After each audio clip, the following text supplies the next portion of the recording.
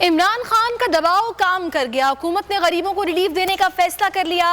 Motorcycle और rickshaw वालों को सस्ता पेट्रोल मिलेगा, बड़ी गाड़ियों को महंगा पेट्रोल दिया जाएगा। हुकूमती इत्तेहादियों के इजलास में अहम फैसला किया गया है। इस हवाले से मजीद जानेंगे सिद्दीक साजिद से। सिद्दीक बताएगा क्या हिकमत अमली बनाई गई है। सिद्दीक साजिद से भी हम जानेंगे, आपको बताएंगे कि अमीर को महंगा तेल मिलेगा, गरीब को सस्ता तेल मिलेगा। के इजलास में ये फैसला किया गया है। मजीद जानेंगे सिद्दीक साजिद से। सिद्दीक बताएगा क्या हिकमत अमली अपनाई जाएगी। जी, वज़ीर आज़म शहबाज शरीफ की ज़ेर सदारत जो इत्तेहादियों का इजलास हुआ था, उसमें मुख्तलिफ तजावीज़ गरीब और मुतवस्सित तबके को सब्सिडी देने से मुतल्लिक़ सामने आई थी।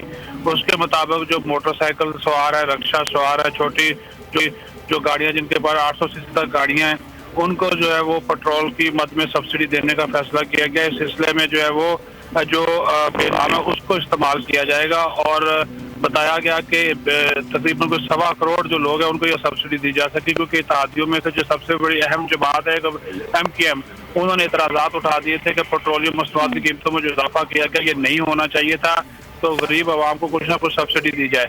जिसके बाद फिर जो है ये फैसला जो है वो किया गया कि टारगेटेड सब्सिडी जो है वो बेनज़ीर इनकम सपोर्ट प्रोग्राम के जरिए दी जाएगी। जी सही, बेनज़ीर इनकम सपोर्ट प्रोग्राम के जरिए ये सहूलत दी जाएगी। तो क्या ये पेट्रोल पंप्स पर लिख के लगाया जाएगा, बाइक्स के रेट्स अलग होंगे और गाड़ियों के छोटी बड़ी अलग होंगे, ऐसा होगा? ये इसका तरीकाकार बेनज़ीर इनकम सपोर्ट प्रोग्राम की जो चेयरपर्सन है शादिया मरी, वो वज़ीर खजाना मिफ्ता इस्माइल के साथ मिलकर जो है वो करेंगी।